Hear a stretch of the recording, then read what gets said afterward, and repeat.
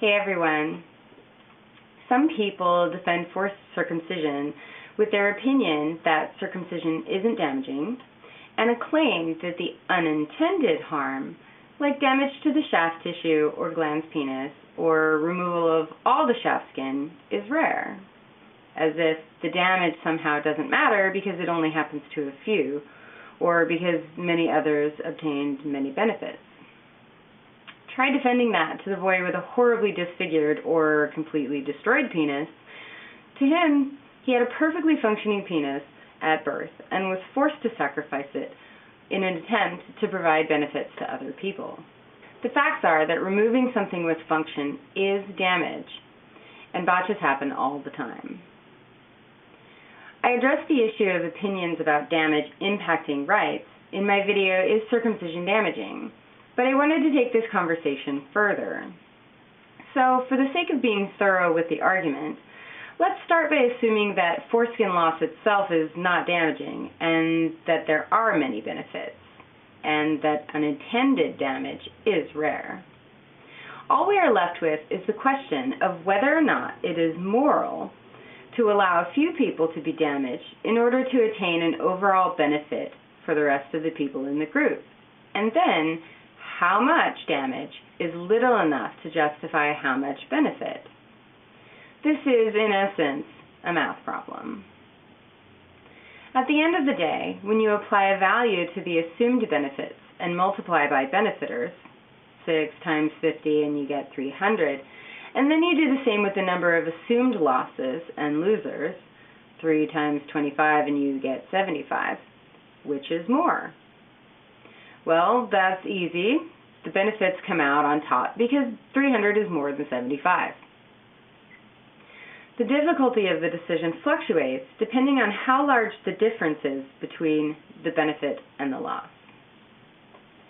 There are times when this type of math, this balancing act of damage versus benefit, makes sense. You would put your hand up, for example, to deflect a rock from hitting your eye, even though your hand would or could be cut. The cells that have to die in your hand, the white blood cells that will die defeating any bacteria in the wound, are sacrificed for the overall benefit of your whole body. This is easy math because the rock would do far more damage to your body by hitting your eye than it would by hitting your hand. Even losing a whole finger comes out as more desirable than losing an eye. It's so easy that it happens without you even having to think about it. Even if it wasn't an emergency reflex, it's still easy to accept a small amount of damage in exchange for a large enough benefit.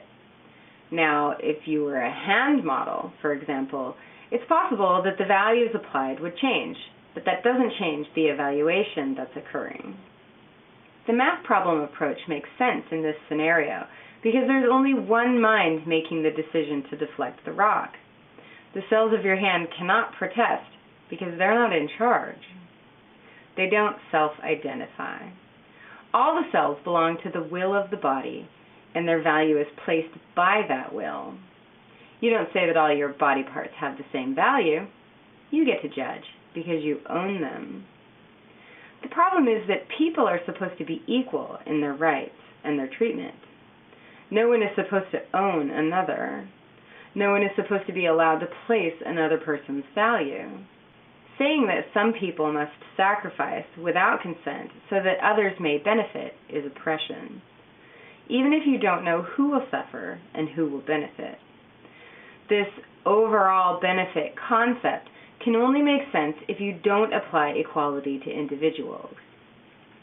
We would have to look at the human race as having one will and forego concern for the individual experience. Unlike cells in a body, humans all self-identify. Being that humans are all sentient individuals with equal rights and separate wills, we shouldn't be treated like numbers. Our rights should not be decided by a math problem. Each person holds a different value for the supposed cost and benefit in any given scenario, circumcision included, and we are all entitled to that value and the right to decide for ourselves whether or not we are willing to put ourselves at risk for our own or others' benefit. I just want to clarify that while everyone has the right to their opinion, the opinion of harm still has no weight on the morality of forced circumcision. One person thinking that a body modification isn't harmful doesn't take away another person's right to refuse it. You can't force a nose job on someone because your opinion is that it's better looking or healthier to have less nose. And the same applies to a penis job. Thanks for watching.